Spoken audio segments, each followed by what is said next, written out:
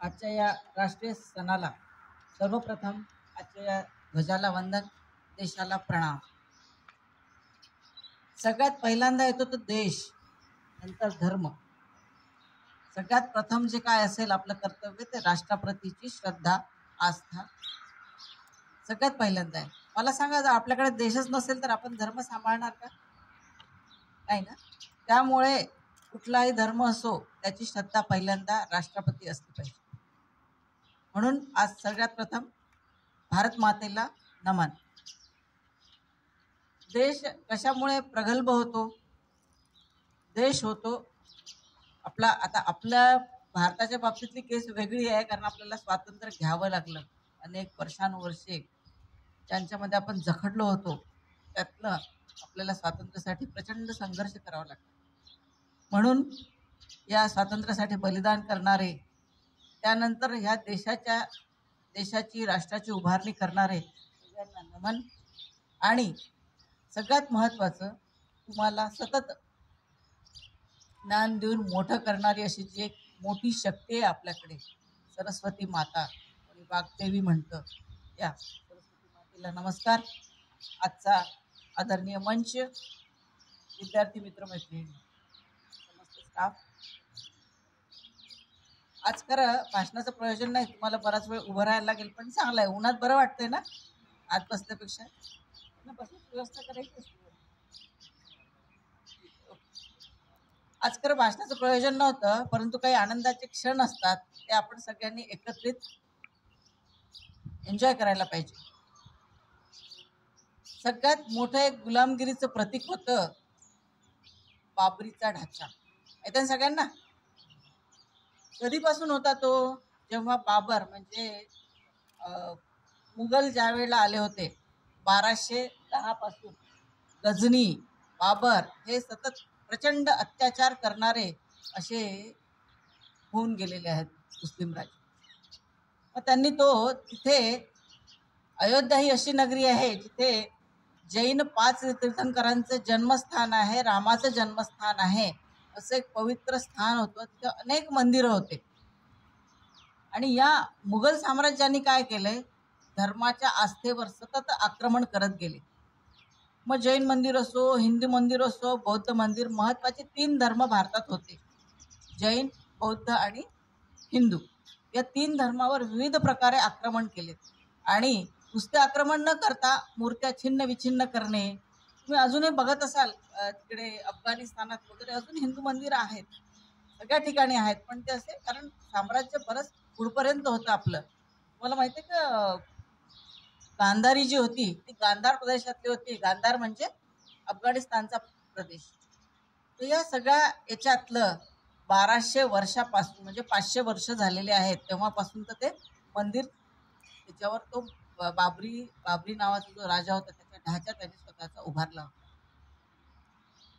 तो ढाचा पाडण्याच्या कामात, अर्थात तुम्हाला सगळ्यांना माहीत असेल, मी पण एक त्या कार सेवेतला एक सहभागी घटक होतो. आम्ही त्यावेळेला विश्व हिंदू परिषद काम करायचं. आणि तुमच्यासारखं सळसळतं रक्त होतं. 1990-92ची गोष्ट आहे. 92 पासून आमचा तो सगळा प्रवास चालू होता. सगळ्या मीटिंग्स आणि सगळे गोपनीय सगळे आमचे प्लॅन्स ठरलेले होते, कोण कुठे जायचं, काय जायचं. आणि असा माझ्याकडे हा जवळपास वाशिम, अकोला आणि बुलढाणा असे 3 एरिया होते. बुलढाण्याचे राजेसाहेब माहीत असतील, बाबूरावजी राजे आमचे गुरु होते. मग त्यावेळेला आम्ही सगळ्यांनी असे वेगवेगळे गट केले. तुमच्या एवढ्या मुली होत्या माझ्यासोबत, माहिती आहे, कारसेवेत आमची टीम होती. आमच्याकडे काम होतं, येणारं प्रशासन थांबवायचं. बायकांकडे वेगळे कामं होते. एक तो थरार अनुभव होता. इथनं आम्ही गेलोय, काय फक्त 2 दिवसाचं जेवण आमच्या सोबत होतं, कारण जास्त दिवसाचं टिकणारे नव्हतं. 8 दिवसाचं घेतलं पण टिकणारं काही नव्हतं. मग ते जेवण घेऊन आणि कपडे धुवूनच सोबत, कारण कमीत कमी ओझं पळायला बळ पडलं पाहिजे, कारण शेवटी आपण राहिलो तर सगळं व्यवस्थित राहील. त्या हिशोबाने आम्हाला सगळ्या त्या इन्स्ट्रक्शन्स होत्या सोबत.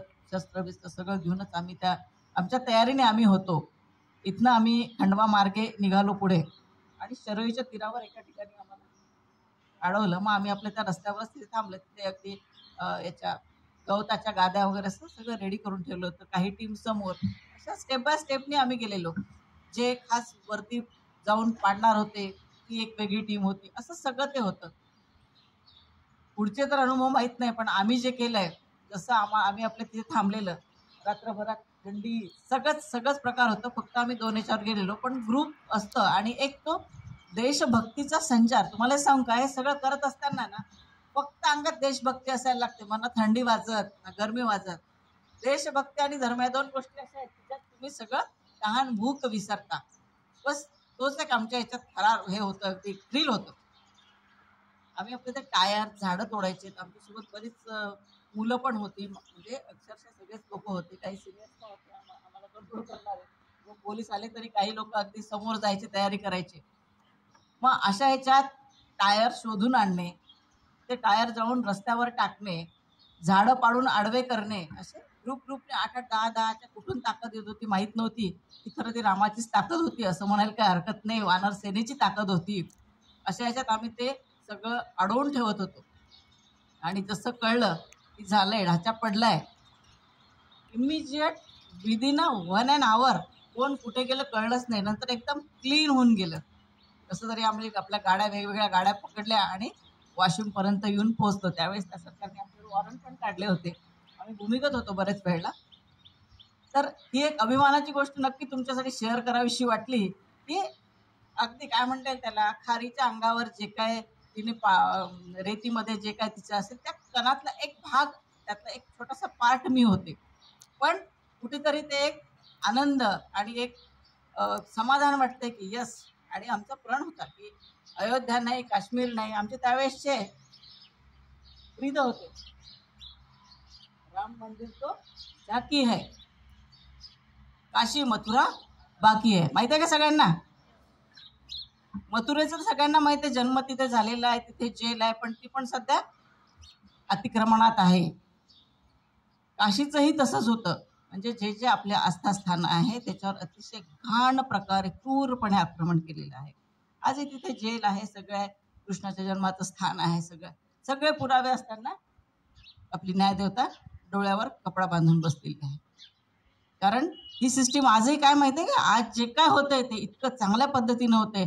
जे 150 वर्षापूर्वीचे कायदे आहेत, म्हणजे मला माहिती आहे, अरे मी वैशाली आहे, मला प्रूव्ह करायला लागतं, अरे मी राहते, ही माझी जागा आहे, मी टॅक्स भरते, तरी मला प्रूव्ह करायला लागतं. अशा पद्धतीचे जे कायदे आहेत ते आता आपलं मोदी सरकार हे वेगवेगळ्या पद्धतीनं प्रॉपरली बदलून ते आत्ताच्या परिस्थितीली, म्हणजे नाहीतर कोर्टात वर्षानुवर्ष, म्हणजे 3-3, 4-4 पिढ्या, 5-5 पिढ्या जातात तरी शेती त्याची त्याला भेटत नाही. अशा पद्धतीची जी कायदा व्यवस्था आहे ती पण बदलण्याचं काम आपलं मोदी सरकार करत आहे. धर्माची आस्था असणं अतिशय गरजेचं आहे. आपली कुठेतरी धर्माची आस्था कमी झाली तर हे बाबर, मोगल जे आहेत ते परत आक्रमण करणार, इंग्रजांसारखे आक्रमण करणार. म्हणून आपली धर्माची आस्था, राष्ट्र आणि धर्म हे दोन्ही खूप महत्त्वाचे आहेत.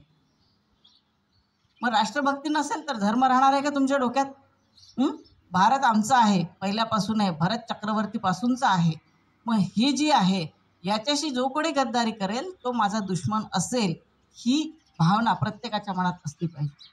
आणि म्हणून राम मंदिर हे जे आपलं आज प्रतीक झालेलं आहे, आमच्या तुम्हाला म्हटलंय 3-4 गोष्टीवर आम्ही सतत भांडत आलो. 1990 पासून आम्ही याच मुद्द्यावर, मी तर कितीतरी एरिया फिरलेली आहे, महाराष्ट्रात नव्हे इतर राज्यांमध्ये पण आम्ही फिरलेलो आहोत. हेच सगळे विषय मांडत 370 कलम माझा पण होता. काश्मीरला मी अजून गेले नाही. जे 370 कलम रद्द झाल्यावर आम्हाला काश्मीर जायचं होतं, राम मंदिर झाल्यावर अयोध्येला जायचं होतं, आणि आता तिसरा मुद्दा असा आहे तर काशी मथुरा तर येणारच, काही प्रश्नच नाहीये. तिसरा आणि शेवटचा अतिशय महत्त्वाचा मुद्दा होता समान नागरिक कायदा लागणे. मग यात काय आहे, समान नागरिक कायदा लागला की फरफट होणार नाही है ना, कोणी मायनॉरिटीत राहणार नाही, कोणी मेजॉरिटीत राहणार नाही. समान नागरिक कायदा राहिला की राष्ट्रभक्ती ही महत्त्वाची असेल. आणि धर्म तर मग तुम्हाला प्रत्येकाला आपापला सांभाळायचंच आहे. पण जर समान नागरिक कायदा नसेल तर प्रत्येक जण कोणीतरी मध्ये मध्ये येऊन वर काढत असतं आणि अशा ह्याच्यात आपलं नुकसान होतं. म्हणून आता फक्त राहिलेला आहे तो समान नागरिक कायदा. म्हणजे 1988-89 पासून, तेव्हा तर भाजपची सुरुवात होती, आम्ही फाउंडर होतो, मी, मुंडे साहेब, भाऊसाहेब, गडकरी साहेब, आम्ही प्रचंड दौरे केलेले आहेत. तर या सगळ्या याच्यात ह्या सगळ्या विचार करा, म्हणजे आपल्याला घ्यायला किती वर्ष लागले, किती वर्ष झाले आज? 30-40 वर्ष झाले असते. आणि त्याच्या आधीपासूनचे ते विषय सुरू होते. म्हणजे जम्मू काश्मीरमध्ये जाऊन आपला झेंडा लावायची आपल्याला ताकद नव्हती. आज इतकं छान वातावरण आहे तिथे. परवाच आमच्याकडे एक यूपीतले एक इन्स्पेक्टर आले होते आपल्या फॅक्टरीच्या इन्स्पेक्शनसाठी. तर म्हटलं क्या है, कैसा क्या है वातावरण? आम्हाला आता थर्ड पर्सन म्हणून आम्हाला घ्यायला लागते ना. बोले मैडम एक बात बताऊं, अभी हम सेफली दिन में भी निकल सकते हैं, रात में भी निकल सकते हैं. माणूस म्हणतोय बरं का, 45 वर्षाचा माणूस मला सांगतोय की मॅडम अभी हम निकल सकते हैं, नहीं तो पहिले अगर इमर्जन्सी आहे 7 के बाद हम लोग, म्हणजे मुली नाही, बाया तर सोडा, बाया तर दिवसाही पण निघायची हे नव्हती. माणसांना सुद्धा रात्री 7 नंतर बाहेर जायची हिम्मत नव्हती होत. म्हणून अगर इमर्जन्सी आई गई तो हम लोग पहिले ये सोचते थे, पहिले सारे शस्त्रास्त्र लेते थे. यूपीमध्ये एक पद्धत आहे, कारण प्रचंड गुंडाराज होतं तिथे. मग तिथे सगळेजण बंदूक वगैरे घरी असायच्याच कंपल्सरी तिथे काय बॅन बिन तो काही विषय नव्हता. बोले अगर कोई बीमार भी है और अर्जेंट कहीं जाना है तो हमें पहले ये सोचना पड़ता था कि कैसे मारना है सामने वाले को. म्हणजे तो पेशंट तर दूरची गोष्ट, पहिले स्वतः म्हणजे सोबतचे जे लोक आहे त्यांना कसं वाचवा. अभी तो बोले हम 12 बजे भी निकल जाते हैं. हा जो फरक आहे हा केवळ आणि केवळ मोदी सरकारच्या अथक प्रयत्नांमुळे झालेला आहे. हे पहा, जनरल कसं असतं माहिती आहे का, आपल्याला अरे GST वाढला, हा वाढला GST, मलाही त्रास होतो पैसे GST 18% भरताना. पण मग GST तुम्ही दिला नसतं तर रस्ते झाले असते का? आज सैन्यबळ आपलं इतकं पॉवरफुल झालेलं आहे. आज ज्या नवीन तेजस आलेले आहेत, आज माहिती आहे तुम्हाला तेजसचं सगळं निर्माण कार्य ओझर जे आहे ना नाशिक जवळचं, तिथे बनतंय. 100% make in India. Is it proud thing? वाटतंय का अभिमान कुठेतरी? आज प्रत्येक गोष्ट आपल्या देशात बनायला लागलेली आहे, याचा अभिमान आहे की नाही तुम्हाला? आवाजच नाही येते मला. मग कोणी म्हणत झालं व्यापारी झालं ना, फारच हे गव्हर्नमेंट फार खराब आहे. त्याला विचारायचं काय खराब आहे? तो म्हणतो टॅक्स चोरता येत नाही. काय म्हणते तो? टॅक्स चोरता येत नाही, 18% भरावंच लागतं. इतकं सुंदर ट्रॅकिंग आहे. इथून जर माल गेला, माल जात असला तर ई चलान जनरेट करावं लागतं. ई चलान जनरेट झाले बरोबर गव्हर्नमेंटच्या साईडला माहीत पडतं की अरे यांनी माल विकला. त्याच्याशिवाय गाडीच धकत नाही. ट्रान्सपोर्टवाले सिस्टमॅटिक पद्धतीने ते केलेलं आहे. बरं हा पैसा काय घरी घेऊन चालले का मंत्री? मुळीच नाही. हा पैसा सगळ्या देशाचे किती किती हजारो करोडोचे अब्जो रुपयांचे रस्ते. सोपे आहेत काय रस्ते? आज 50-100 वर्ष ह्या रस्त्यांवर तरी कोणाला काही खायला भेटणार नाही. नाही तर पहिले डांबराचा रस्ता केला, या वर्षी केला, दुसऱ्या वर्षी पुन्हा खराब झाला. अजूनही नगर परिषदची तीच परिस्थिती आहे. त्याच्यावर येईल कंट्रोल. पण हा जो डॅमेज कंट्रोल करता इतका मोठा आहे, हा खड्डे एवढे मोठे आहेत की ते भरता भरता भरता अजून आपल्याला तरी 10 वर्ष गरजेचे आहे. त्यामुळे समोरचा उमेदवार कसा असणार आहे काय, त्यापेक्षा वरचं गव्हर्नमेंट आपलं असणार आहे आणि तिथली जी यंत्रणा आहे खूप शिस्तबद्ध पद्धतीने चालते. PMO ऑफिस माहिती आहे ना? PMO ऑफिस प्रत्येक डिपार्टमेंटचं ऑफिस आहे. तिथे अतिशय बुद्धिवादी लोक बसलेले आहेत, जे अगदी रूट लेवलचं तुम्हालाही माहीत नसतील, आपल्या कॉलेजमध्ये येऊन गेलेत, गावामध्ये येऊन गेलेले आहेत. ते अशा पद्धतीनं जाऊन येतात. तिथलं रूट लेवलचं जे आहे त्याचा अभ्यास करतात आणि मग त्याच्यावर पुढच्या पॉलिसीज बनतात. 16 वर्षापर्यंतच्या मुलांची ट्युशन बंद केली. ओके, याचा पत्रव्यवहार मी बरेचदा केलेला की छोट्या छोट्या मुलांना, म्हणजे त्यांनी 5 तास शाळेत पण जायचं बरं का, आणि नंतर मग त्याच टीचरकडे ट्युशन लावायची. का बरं? मग कशासाठी? शाळेत तुम्हाला पगार भेटतोय ना शिकवण्याचा, मग का नाही? मग ते शाळेत शिकवणार नाही. ज्यांना त्रास होत असेल त्यांनी बसून जा खाली प्लीज. तर कोणाला चांगला वाटतो हा ट्युशन लावण्याचा निर्णय?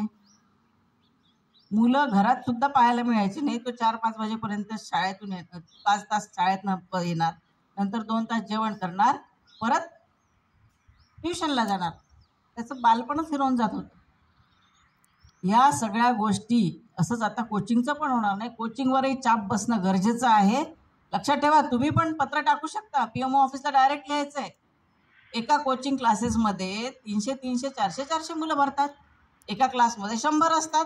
आपल्यासारखे डेस्क बेंच पण नसतात. असतात का? अशा चेअर मांडून देतात. तो आपला याच्यावर काय बोलतो, स्क्रीनवर दिसते. इथे 40-40 मुलांना पर्सनली अटेंड करणं होत नाही. ते कशा पद्धतीने, आणि फी किती देतो आपण? लाखो रुपये दिले असतील ना. कोणी JEEला गेलं असेल वगैरे. कोण कोण गेलं होतं JEEचे क्लासेस करायला? इथले गेले नाही का? मेडिकलचे गेलेत का नाही? Yes or no? गेले ना. किती विद्यार्थी असायचे? एक जणांनी सांगा कोणी. 100च्या वर, 50-60च्या वर एका ह्याच्यात कोंबले हॉलमध्ये की सुरू. हा विचार पालकांनी आणि विद्यार्थ्यांनी करणं गरजेचं. शेवटी काय, समोरचं दुकान मांडून बसलाय, तो मार्केटिंग करणार, पण ती वस्तू चढकी आतून आणि वरून त्याला छान रॅपर लावलेला आहे, तर ते उघडून पाहणं तुमचं काम आहे ना. घरी गेल्यावर बोंबलत नाही बसायचं आहे, खराब माल दिला आणि एवढे पैसे घालवले मी, आहे ना. हे सगळ्या गोष्टी अतिशय महत्त्वाच्या आहे. आणि या पद्धतीने बेस खाली या पद्धतीनं जे गव्हर्नमेंट काम करते ना, त्याचं ॲनालिसिस करणं खूप गरजेचं आहे. काय चांगल्या गोष्टी आहे? रस्ते मिळाले, चांगले रस्ते मिळाले का नाही? मी आज नागपूरला 3 तासात जाते, औरंगाबादला 2 तासात जाते. बसून जा खाली, जरा घाण आहे खाली, नंतर काय तुम्ही मला सापडत नाही, म्हणून मग आज आता बोलून घेणार.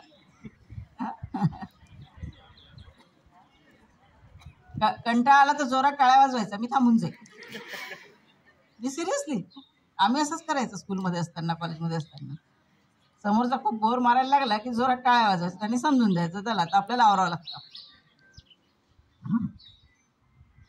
पुढच्या वेळेला जर यांना बसायची व्यवस्था करा. माझं भाषण ठेवायचं असेल तर, नाही तर मग आपलं 10 मिनिटं ताटप. या दृष्टीने जेव्हा आपण आता बघा कसं असतं, आता तुम्ही सगळे मला वाटते वोटर्स असणार आहेत, है ना. त्यामुळं तुम्ही स्वतः समजून घेणं शासनाची पॉलिसी. अगेन, पक्ष कोणता चांगला कोणता वाईट याचा ॲनालिसिस करायचा नाही. कोणता नेता चांगला ते त्या राजकारण्यांचं काम आहे, ते आपलं काम नाही आहे. आपलं ॲनालिसिस काय आहे? XYZ गव्हर्नमेंट आहे, त्यांनी काय चांगले कामं आपल्यासाठी केले, आपल्याला ते बघायचे. कारण सगळं जे काय संचालन होतं ते सेंट्रलमधून होतं. आता बघा, जी 60% स्कॉलरशिप आहे तुम्हाला जी मिळते SCची, ती डायरेक्ट तुमच्या अकाउंटला चालली. आम्हाला त्रास होतोय त्याचा, पण त्यात चांगली गोष्ट काय ते सांगतो. कारण याच भरोशावर जे डायरेक्ट मुलं जे काय करायचे की कॉलेजला येणार नाहीत, फक्त येणार, मग ते आपलं एंट्री करायची, स्कॉलरशिप निघणार, असे अनेक स्कॅम मागच्या कोणत्या सालचे 9, 10, 11 म्हणजे आपलं तेव्हा पहिलंच वर्ष होतं, पण त्याच्या आधीचे बरेचसे स्कॅम झालेले आहेत. मग त्यामुळं काय, ते DBT प्रणाली लागू केली. DBT प्रणाली खूप दिवसाची लागू करायची होती, पण सगळ्या संघटनेचा विरोध होता. आता यात आम्हाला त्रास काय होतो, मुलाला वाटतं चला 70,000 रुपये आलेत आपल्या अकाउंटला, घ्यायचं आणि चाललं जायचं. मग ती पॉलिसी बनवताना कुठेतरी चुकत होतं. मग आम्ही गेलो, सांगितलंय, म्हटलं बाबा हे असं नका करूया, मुलं शिकवायचे. याच्या मागचा उद्देश काय, तो एकदा मुलगा घेऊन गेला स्कॉलरशिप, त्याच्यावर कोर्ट केस करता येते आपल्याला. कॉलेजला त्यांनी अधिकार दिले की सरळ मुलांना, कारण जेव्हा कुठली सबसिडी येते किंवा गव्हर्नमेंटची ग्रँट येते, त्याचा एक स्पेशल रूल आहे. मी हे तुम्हाला यासाठी सांगून ठेवते की तुमचा अवेअरनेस पाहिजे त्या बाबतीतला, की गव्हर्नमेंट जेव्हा पैसा देतो तो ज्या कारणासाठी दिला त्याच कारणासाठी वापरला गेला पाहिजे. अन्यथा तो भ्रष्टाचार या नावाखाली, 420च्या नावाखाली तो गुन्हा होतो. कळलंय? त्याच्यामुळे बाकीच्यांनाही सांगा, जर असं कोणाच्या डोक्यात असेल की 60,000त मी एक बाईक घेतो आणि घरी जातो, तर मग आहे त्याच्या मागे पोलीस. त्यांनी स्पेशल टास्क फोर्स तयार केलेला आहे यासाठी. गव्हर्नमेंटचा पहिला रूल आहे, विद्यार्थ्यांचं नुकसान होऊ देऊ नये. नुकसान कोणतं, त्यांचं शैक्षणिक नाही झालं पाहिजे. आणि त्यांनी जर फी भरली नाही, त्यांच्याकडे दिलेली गव्हर्नमेंटने पैसे, किंवा तुझ्याकडे पैसे नाही, ठीक आहे आम्ही स्कॉलरशिप देतो. मग स्कॉलरशिप देतो, तू कॉलेजला यायला पाहिजे नियमितपणे. मग नसेल येत आणि पैसे घेऊन पळून जात असेल तर तो अदखलपात्र गुन्हा म्हणून त्या मुलांना सस्पेन्शनचे अधिकार आहेत. मग ते गव्हर्नमेंटच्या पद्धतीनं वसूल करतं, ते काही तुम्हाला सांगायला लागणार नाही. एखादी गोष्ट सिस्टमॅटिक पद्धतीने आपल्याला ॲक्सेप्ट करणं जड जातं, कारण आपण अव्यवस्थित असतो, है ना. घरात एखादा रूल लावला, तुम्ही समजा कुठेतरी मुलांमध्ये राहत आहे ना, आणि घरची शिस्त वेगळी आहे. हॉस्टेलला राहिलात, घरी आलात, मग घरची शिस्त परत जरा जड चालली आहे ना. काय म्हणतात, हे काय लावलंय तुम्ही, किंवा फॉर एक्झाम्पल दर्शन घ्यायचं किंवा हात धुवून जेवण्याची सवय असते. प्रत्येक घरचे नियम असतात. काय लावलं, हे काय झालं माझ्या हाताला, होतं ना. कुठलाही नियम, समजा आता कॉलेजमध्ये काही नियम दिले असतील, नियम दिलेले असले की तुम्हाला ते जड जातात. काय बीएडच्या मुलांना रेग्युलर क्लास, काय तुम्ही करता बीएडचे, काय असतात क्लासेस, लेसन असतात. त्यानंतर काय सेमिनार असतात. काय घ्यायचे, आम्ही तर ग्रॅज्युएट झाले, एकदम आम्ही हुशार झालोय वाटतं ना असं. पण मग पासआउट झालेल्या स्टुडंटला विचारायचं, त्याच्यानंतर त्यांनी रेग्युलर केलं नाही, त्यांनी नुसतं नावाला केलं, त्याचा रिझल्ट काय आणि बाकीच्यांचा रिझल्ट काय.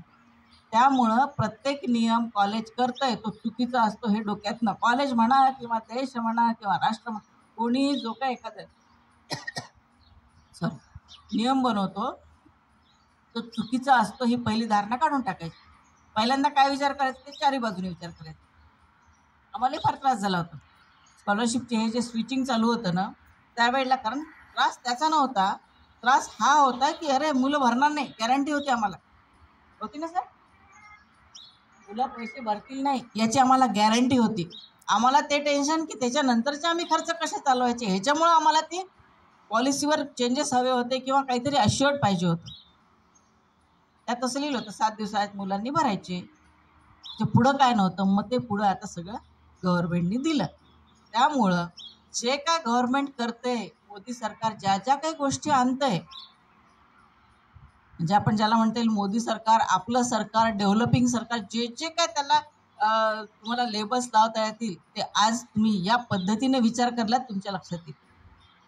संरक्षण यंत्रणा इतकी परफेक्ट झालेली आहे, नेव्ही, आर्मी, एअरफोर्स. विमानं नव्हती आपल्याकडे चांगल्या पद्धतीची, जी मिग होती ती फार हे झाली होती. आणि सगळे मेक इन इंडियाचा जो कन्सेप्ट होता आहे, भले बाहेरून तंत्रज्ञान विकत घेतले पण बनवले इथं बनवण्याच्या मागचा उद्देश आहे की आपल्याकडे तो रोजगार निर्माण झाला पाहिजे. तुम्हाला सांगते, पेट्रोल डिझेलमध्ये खूप मोठं रिव्हॉल्युशन होतंय. काय होतंय माहिती आहे कोणाला? सगळ्या गाड्या फ्लेक्स इंजिनवर शिफ्ट होतात आहे. फ्लेक्स इंजिनवर काय करणार आहे, मग इथेनॉलचं ब्लेंडिंग करतं आहे गव्हर्नमेंट, बरोबर आहे. इथेनॉल कशातून बनणार आहे, एक तर शुगर ज्यूस किंवा ग्रेनवरून, बरोबर आहे. ते बनत असताना आज 20% आपलं आलं आहे. हळूहळू ते 50%, 100. ब्राझीलमध्ये 100%वर इथेनॉलच्या गाड्या चालतात. मग ते इंजिन करण्यासाठी गव्हर्नमेंटने कंपल्शन केलं. त्या कंपन्यांना त्रास झाला की काय तुम्ही सडन चेंज करता, आज हे करता उद्या ते करता. पण याचा पुढचा विचार केला का? आपण पैसे डॉलरमध्ये देतो, अब्जो रुपये आपले पाण्यात चालले, आपले देशवासियांचा 1-1 रुपया तिथं चाललाय. मग ते जर नको असेल तर इथेनॉलचं प्रोडक्शन वाढलं पाहिजे, तशा पद्धतीच्या शेती झाल्या पाहिजे. आणि इथेनॉलचं प्रोडक्शन जास्त झालं की आपले फ्लेक्स इंजिन आता तयार होऊन राहिल्या, मॅक्सिमम गाड्या तयार होऊन राहिल्यात. अजून 5 वर्षात सगळ्या रस्त्यावर तुम्हाला दिसतील. आता 300 पेट्रोल पंप इथेनॉलचे गव्हर्नमेंटने सँक्शन केलेले. ह्या सगळ्या गोष्टी चांगल्या आहेत का वाईट आहे सांगा? हायड्रोजनवर गाड्या येतात आहे, चांगली आहे का वाईट आहे? ह्याच्यात म्हणजे जी आपली अर्थ ग्रीन एनर्जी सेव्ह करायची आहे ना, जे पोल्युशन वाढलं आहे, अशा अनेक म्हणजे एक योजना आणताना त्यात इतके फॅक्टर्स आहेत. फॉर एक्झाम्पल इथेनॉल आणतंय, शेतकऱ्यांना काम मिळणार, शेतकऱ्यांचं पिकाला चांगला भाव मिळणार, बरोबर आहे.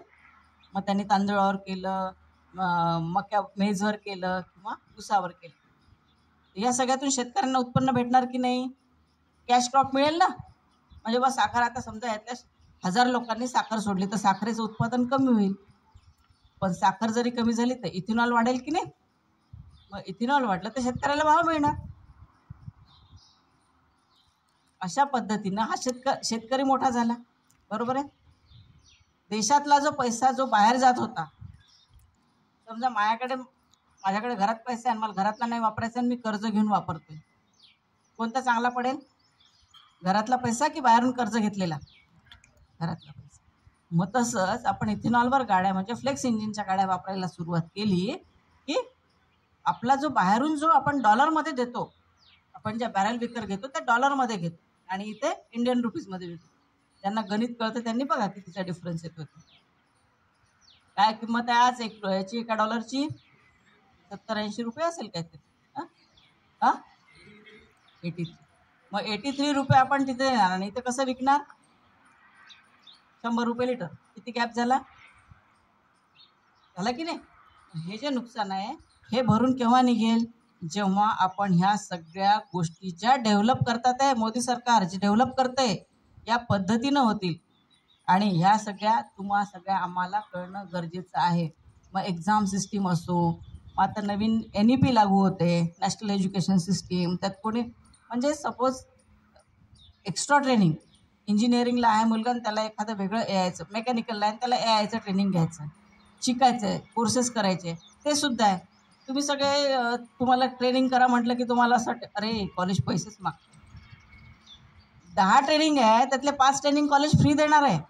जे काय 2-3-5 पैकी जे 3 तुम्हाला महत्त्वाचे आहे जॉबसाठी आवश्यक आहेत आणि हे 5 असे 7 ट्रेनिंग जे आवश्यक आहे त्यातले 5 फ्री देणार, 2 तुम्हाला पैसे भरायचे. पैसे म्हणजे काय खूप काही असे नाही आहेत का, काय ते असते 10-15 हजार जे काय असेल त्यातही तुम्हाला इन्स्टॉलमेंट. बरं ते काय आमच्या फायद्याचं नाही आहे. तुमच्यासमोर ती कंपनी ज्या कंपनीमध्ये जॉब द्यायचा आहे ती कंपनी येणार आणि ती कंपनी ट्रेनिंग घेणार, आम्ही नाही घेणार.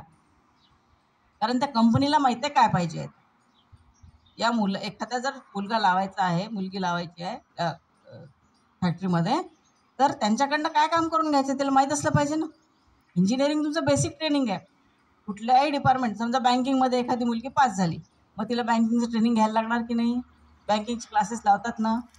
आमचं म्हणणं असं आहे, आपल्या कॉलेजचं, मॅनेजमेंटचं, स्टाफचं, सगळ्यांचं आमचं म्हणणं असं आहे की जे तुम्ही 4 वर्ष झाल्यानंतर परत 2 वर्ष घालवणार आहे पुण्यात राहून, है ना, बहुतेक पुण्यातच जातात, पुण्यात राहून 2 वर्ष ट्रेनिंग करणार, आईवडिलांचा पैसा बर्बाद करणार, त्यापेक्षा तुम्ही सेकंड इयर 3rd इयरला असताना जर ट्रेनिंग सुरू केलं तर 4थ्या वर्षी तुम्ही जॉबला लागता ना. आणि मग म्हणायचं आमची प्लेसमेंट नाही झाली, पैसे पर्सेंटेज घ्यायचं नाही, अभ्यास करायचा नाही आणि जे आवश्यक ट्रेनिंग आहे ते घ्यायचं नाही, मग म्हणायचं आमचं प्लेसमेंट झालं. बरोबर आहे का चूक आहे? मला नका आलो, खरं सांगा. खोटं असेल तरी सांगा, टाळ्या वाजवा खोटं असेल तर. सोप्पा उपाय. तर हे यासाठी सांगते आहे की आता आगामी काळात आपलं मोठं जॉब फेअर आहे आणि सगळी जबाबदारी मुलांवर द्या. सर तुम्ही काही नाही करायचं, मुलांवर द्या जबाबदारी. सगळे second year, 3rd year, 1st इयरचे पण शार्प आहेत.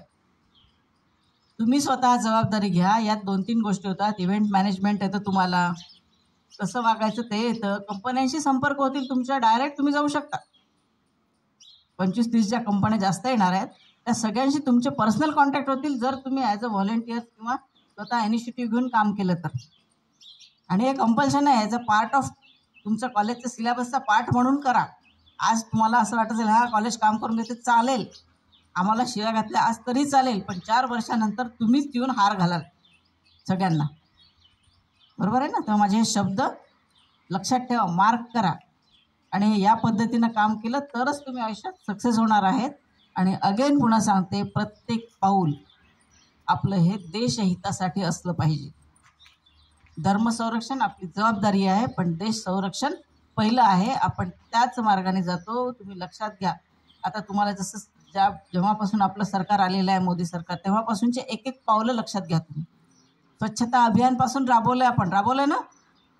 पहिलं गव्हर्नमेंट आलं त्यावेळेला आपण स्वच्छता अभियान राबवलं. तरी अजून मी आत्ता काही गावांमधनं आले, आत्ता इथने आले, सिमेंटचे रस्ते, ते पूल केले, त्याच्यावर घाण करून ठेवले लोकांनी. मानसिकतेतूनच जात नाही. तुम्ही सावरगावच्या खालून आलेत ना तर दिसेल.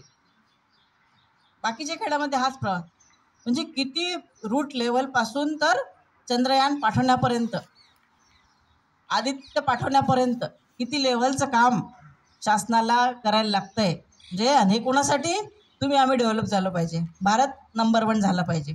भारत नंबर 1 होणं म्हणजे काय? तुम्ही आम्हीच ना. परदेशात गेल्यावर तुम्हाला लोक अरे भारतातला आहे असं म्हटलं पाहिजे ना. हां, इंडिया काय असं म्हटलं पाहिजे. छोट्या छोट्या गोष्टी होत्या. इंडिया इंग्रजांनी दिलेलं बक्षीस होतं. भारत अरे आपला पहिल्यापासूनचा भारत आहे, हिंदुस्थान आहे. ते गोष्ट विसरून गेलोत आपण. आताही जे काय परदेशात जातात, नाही मला ना इंडियात यायला जरा एक कानाखाली द्यावी वाटते. अबे लेका तिथं खाल्लं ना, तू खेड्यात राहिलेला आहेस, तू तिथं जाऊन सांगते मी इंडियात येऊन राहिलो. लाज वाटते भारत म्हणायला. ह्या गोष्टी जागोजागी आपण टोकल्या पाहिजे. आपल्या घरातले असेल ते बाबा भारत म्हण म्हणा, तू इंग्लिशमध्ये बोल, इंग्लिश तराग नाही आम्हाला, पण जे आहे ते आहे ना. म्हणजे जिथं अनवॉन्टेड, हां तुम्ही कम्युनिकेशनमध्ये कंपन्यांमध्ये बोला ना, काही प्रश्न नाही, पण इंडिया म्हणणं नाही आहे.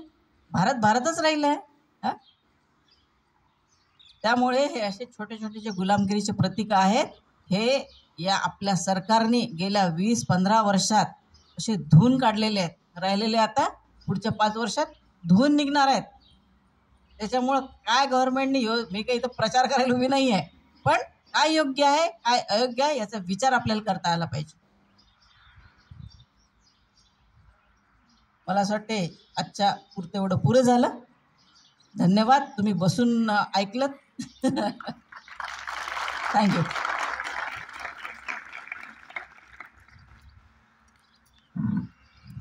विश्व हिंदू परिषदेवेळी आलेल्या थरारक अनुभव मॅडमने आपल्याला सांगितले. देशाप्रती श्रद्धा असणे किती महत्त्वाचे आहे